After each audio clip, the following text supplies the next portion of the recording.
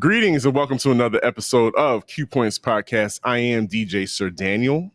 And my name is J. Ray, sometimes known by my government as Johnny Ray Cornegay III and Sir Daniel. In the early 1980s, you could not tell me that having a British accent as a black man wasn't the coolest thing ever. It was a whole mood.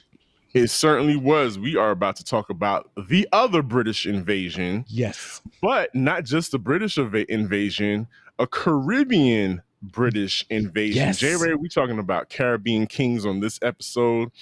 And I've left a great opportunity to start singing there on the table. But we're not going to do that because I know we want to get to the conversation. But J. Ray, I think what this generation is missing is the smooth tones of a Caribbean born singer. So J. Ray, you and I benefited from the fruits of the Windrush generation as kids growing up in the 80s. And if you're not familiar, we talked about the Windrush generation on this podcast before, but they are a generation of Caribbean immigrants that landed in England, London, England, starting in 1948.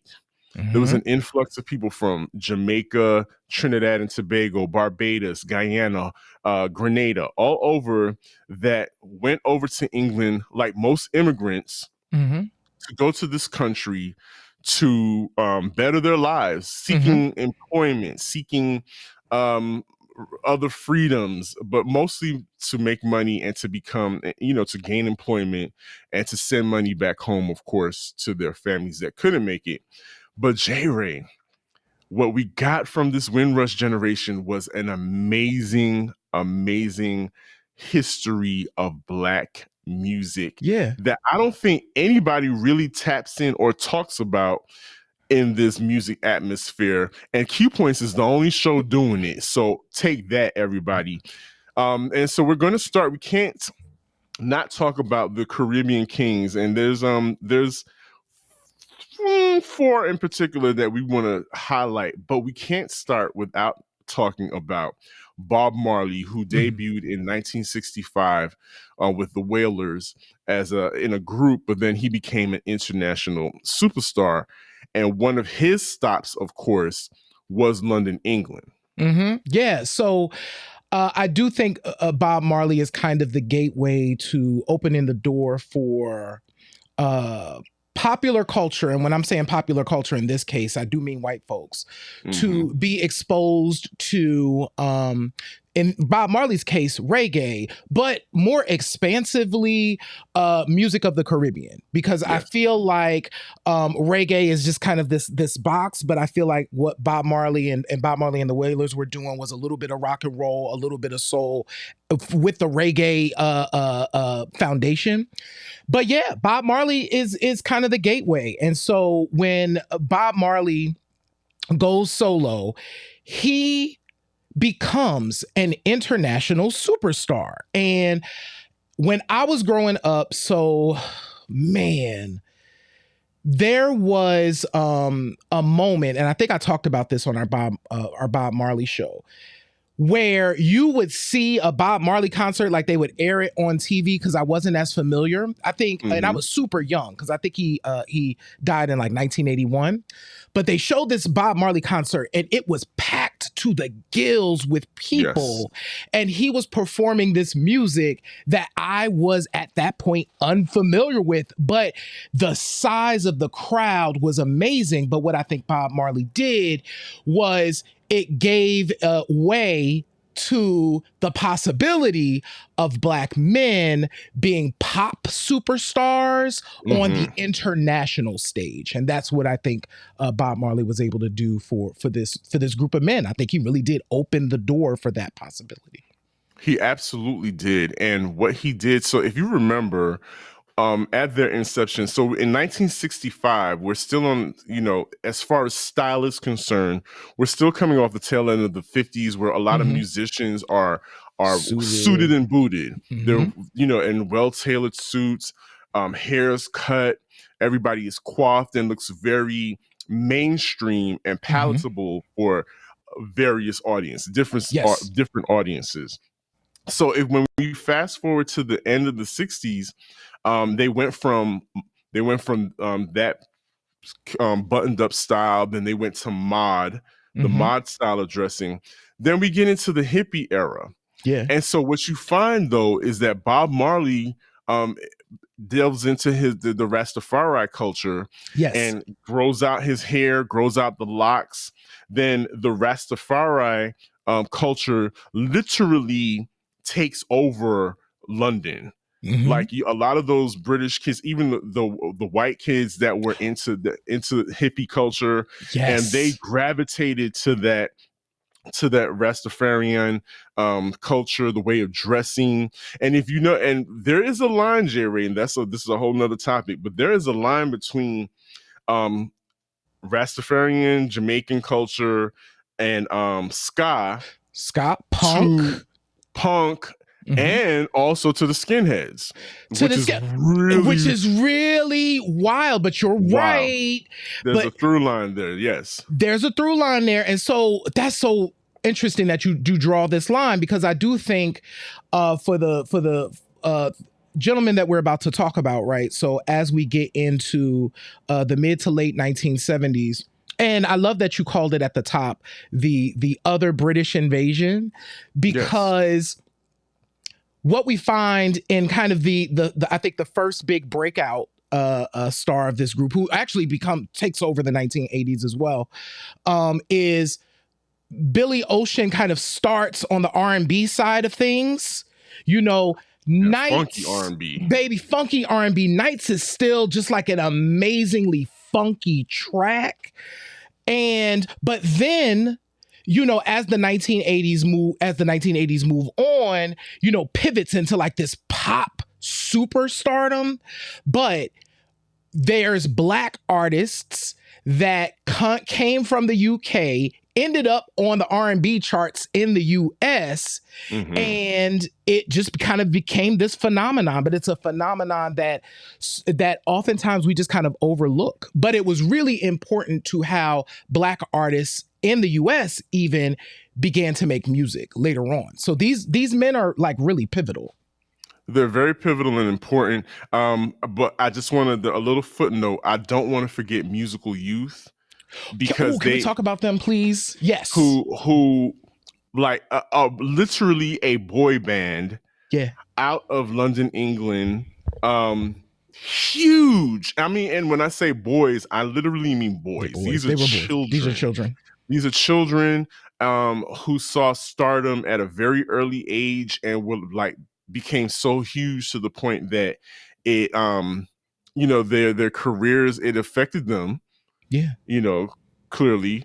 But they are part of that that imagination, what America could see as with Black men becoming the front men of these huge international bands and even solo artists. So they are part of that foundation, because if you don't have Bob Marley and the Wailers, you don't have musical youth. And if you don't have musical youth, then you don't have your Billy Oceans and your Junior Griscoms that were all, that all came along and became huge pop stars in the mid 80s, early 80s. The early 80s. So fun fact, we give Michael Jackson a lot of love for how he kind of kicked open the door on like the MTV side of things. So I think there's something that I want to make sure we bring into the conversation too. Music video made it easy for this transition to happen, right? Because first of all, music video in Europe and in the UK in particular was kind of a medium that folks were really familiar with, because bands, if we think back to Bohemian Rhapsody, like Queen did a music video in like 1974, 75, right? So it was something that people were familiar with. So it made it easy to kind of like have this visual to go.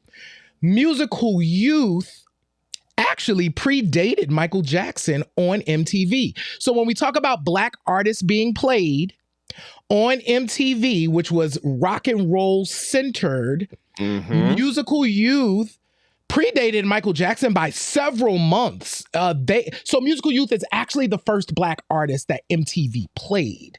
It wasn't. Yes. We give Michael Jackson a lot of love because it was huge, Right. but it was actually Musical Youth that cracked open that door. And see, once again, nobody's talking about this British invasion that happened. You know, Billy Ocean is most of everybody knows that most of these groups are Jamaican from Jamaica. Billy Ocean is Trinidadian. Yep. And which is huge at the time. And like you were saying, the music was super R&B. Like you see Nights is right behind me, and Stay the Night. Those are like major R&B, big R&B records that you can play in any cool 80s R&B set to this day. Yep. I mentioned Junior Giscombe, who I found out. So he's British born and raised, but of course he has Jamaican parents. And we all know Junior from Mama Used to Say, which was a huge record. You can hear it right now on classic R&B radio somewhere in this country. Absolutely. It's been sampled in Positive K's I Got a Man. So much to say about Junior Giscombe, and I don't think he gets a lot of love, the love that he should. But again, he's someone that pushed that pop envelope so that room can be made for an Eddie Grant, who is out of Guyana. Yeah, which is I have to represent for Guyana. That's where my my mother is from, and our family is from Guyana. And I didn't even know that until I became an adult that Eddie Grant was Guyanese, and that's such a huge deal because there aren't any other major pop stars from Guyana that you can point at.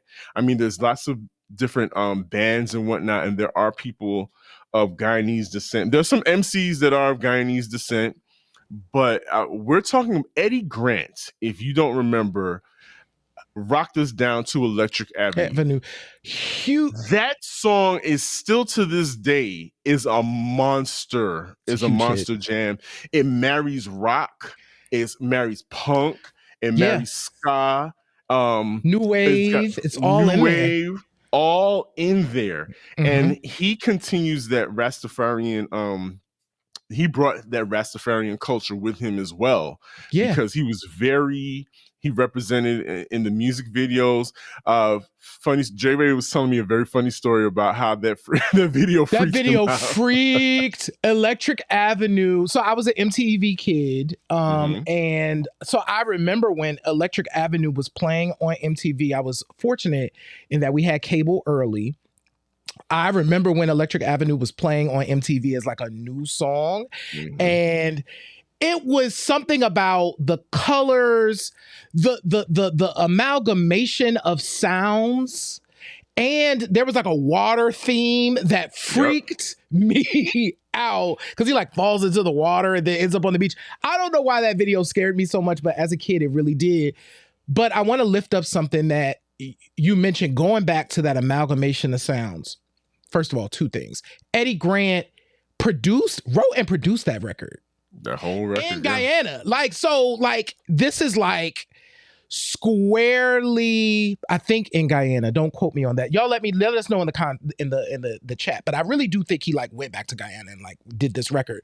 So it's really kind of it's self-produced, self-written, which is great for Eddie Grant. You got a huge hit off that, bro. I hope you're still collecting your checks. But it married all of these things that were kind of like catnip. So those striking keyboards, the big guitar, you know what I'm saying?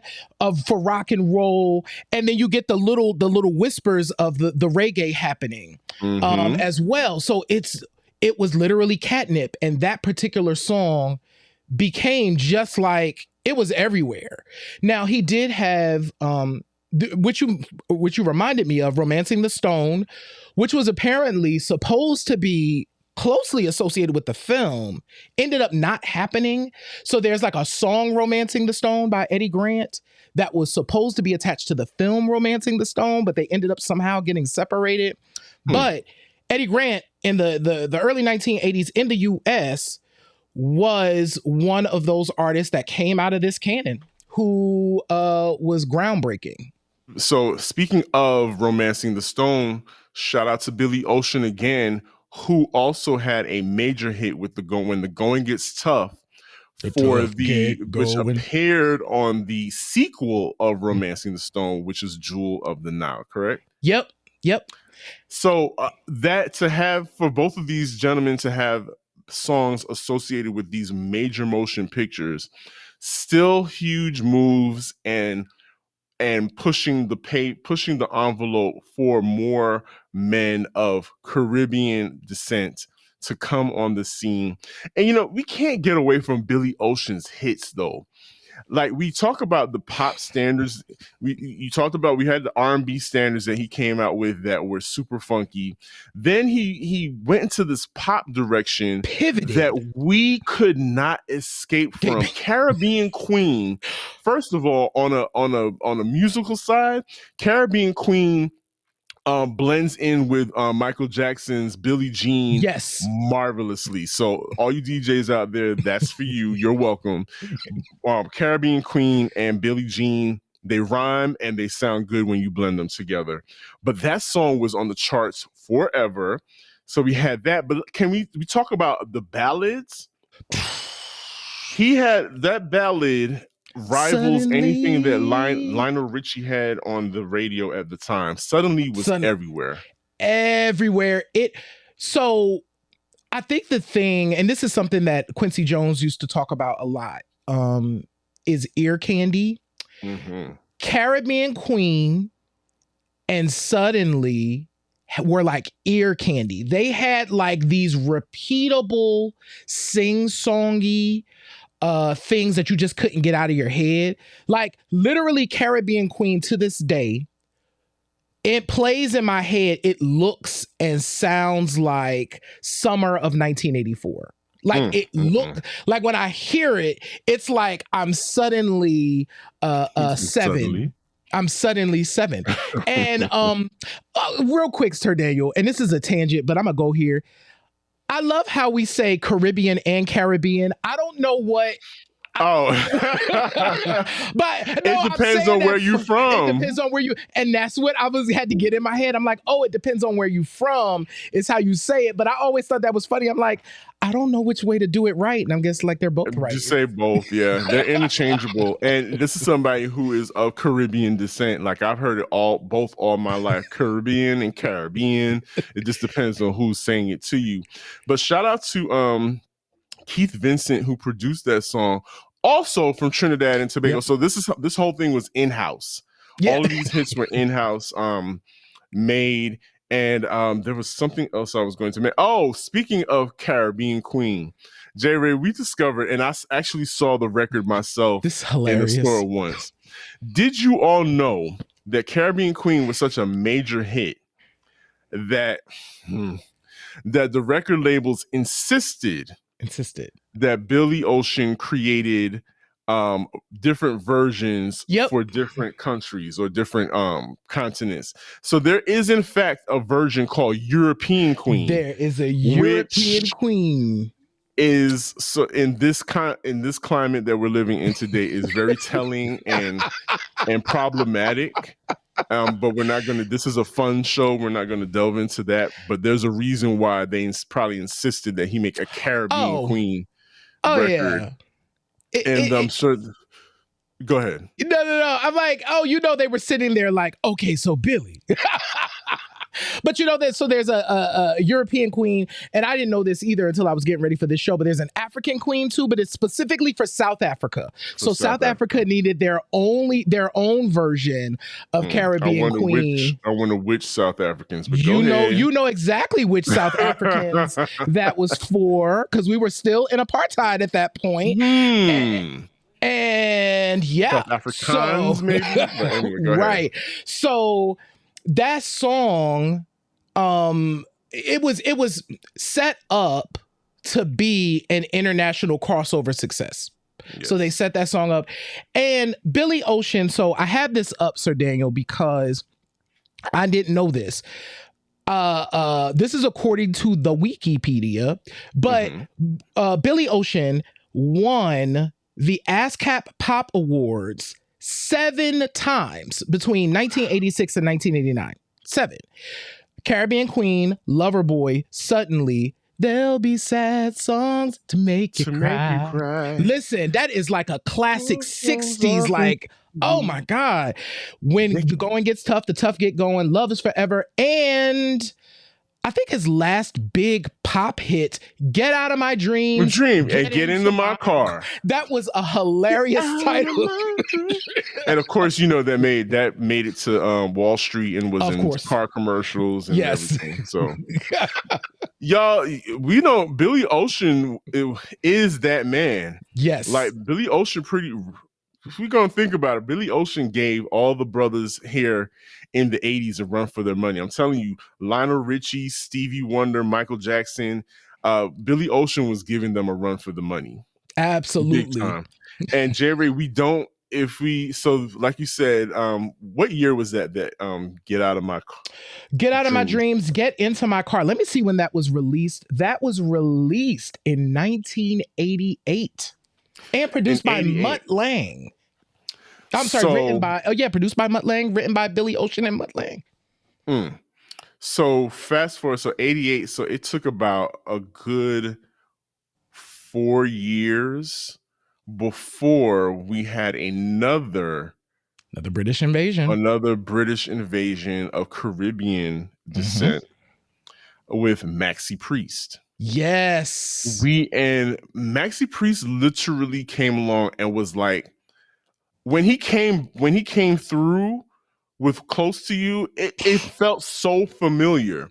Was like it literally felt like Billy Ocean was still singing on this. Like we can hear Billy Ocean, we can hear Bob Marley and those, and then the way Maxi Priest presented Rastafari, super long locks, but this song was so tender and so beautifully produced that gave us that nice I call it the soul to soul groove, the Nelly Hooper kind of groove behind it, which made it very palatable to us here in the United States. So Close to You for me, once again, much like Caribbean Queen, smells and feels like 1990. Like it's a summertime. It's a song that reminds me of a specific period of time. I don't know if the memory that I'm about to share is true, but it's the memory that I feel the most when I hear that song. So by then I am 12 or 13. So the way I would go to sleep is I would play the radio. So I always had like the radio next to my bed. And so I would play the radio. And typically overnight on radio at the time, it would be soul jams, pretty much, and relaxing music all night long during the week. And I remember on like the Quiet Storm on Power 99, first hearing this song, and it was just like, what is this? This is beautiful. It just felt so soothing in a time when hip hop was taking over everything. You had this song kind of sneak in and have this beautiful melody, and still that hook to this day just kind of sends me to a place. It is an absolute gorgeous song. It is. And again, because when you write a song like that, when you produce a song in that nature, that way, it's timeless. Yes. That, like, I can play that song. It came out in 1990. I can play that song today in a New Jack swing set, a slow jam set, and it goes off. It still resonates with people. It's beautiful. Yeah. And so shout out to Maxi Priest, who I believe also did a duet with the last brother that we're going to talk about, which is Shabba Ranks. Absolutely. Yes. Because I think Shabba Ranks might have been the last Caribbean invasion, Caribbean mega superstar that we saw. I mean, we had, you had your Boujous and whatnot Mm-hmm. over that, but I think Shabba Ranks had an impact in the United States that was unlike anybody else, because in that period between 90 to 93, 94, Shabba Ranks was on fire. When Mm-hmm. Ting-a-ling came out, there was people that had never been to Jamaica, had never even had a Jamaican beef patty, were singing that song Ting-a-ling like it was it was a fantastic song. But Shabba Ranks also had mega crossover appeal with ballads. Y'all gotta put some ballads out, guys. The Yes. ballads are what will take you over and will give you longevity. But Mr. Loverman Yeah. was Shabba. Shabba. It also gave us comedy gold Yeah. because they lampooned that on in Living Color. Yeah. But yeah, so Shabba Ranks came around, and let me tell you something. When Shabba performs today, crazy. The response is still just as crazy as it was in the 90s. Yeah. I'm so glad we get a chance to just kind of lift up Shabba Ranks, because he took all of this stuff that had come before and mixed in the dance hall piece, because we were by now in that moment in time. So it still felt familiar, but it also felt like really new. And Shabba Ranks spawned the then American need to have like a reggae rhyme on like every album in the early 1990s. So you either had a reggae influenced song, or you were doing a rap, or somebody was doing a rap that kind of reminded you of what Shabba Ranks was doing. He had a huge impact on the moment. Huge impact, kick down the doors, and then, like you were saying, then you open the door, then we can get a Super Cat, we get a Boujou, we get a Red Rat, we get all these people that, like you said, show up on these remixes, especially a lot of hip hop remixes. Then you have everybody doing hybrids, Mad Lion. Yep. And then you get reggae remixes of hip hop songs, and then you get reggae remixes of R&B songs. So again, these brothers came in and changed the game in their own lanes. So as we wrap up, we don't want to. I know you're probably thinking, like, how can you not talk about Loose Ends? We didn't forget about Carl McIntosh from Loose Ends. I couldn't confirm his descent, but I'm willing to bet dollars to donuts there's some Caribbean connection in there. There's some Caribbean blood clanking around in those veins. But shout out to Carl McIntosh and the Loose Ends crew, who is still doing his thing in the UK.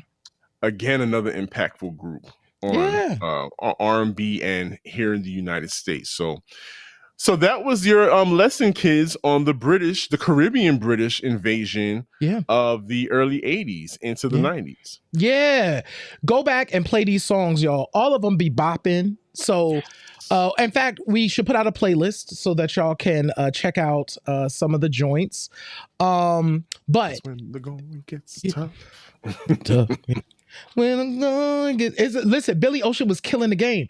So, make sure that you subscribe. If you can see our faces or hear our voices wherever you are, subscribe to the show, share the show with your friends, family, colleagues, because if you love Q Points, they will love Q Points as well. Visit our website at qpoints.com. You can do a whole bunch of stuff over there. You can listen to our archive of shows, which are dope. You can subscribe to our newsletter. You could get over to our Substack, because we have a whole bunch of stuff over on our Substack as well. You can become a member if you want to do. You can do all the things. Do them all, right? Also, you can shop our store at store.qpoints.com. Excuse me. We appreciate y'all. We love y'all. Thanks for hanging out with us. We certainly do. And as I say in every episode, in this life, you have a choice. You can either pick up the needle or you can let the record play. I'm DJ Sir Daniel. And my name is J Ray, y'all. And this has been Q Points Podcast, dropping the needle on Black music history. We will see you on the next go round. Shabba. Peace, y'all. Peace.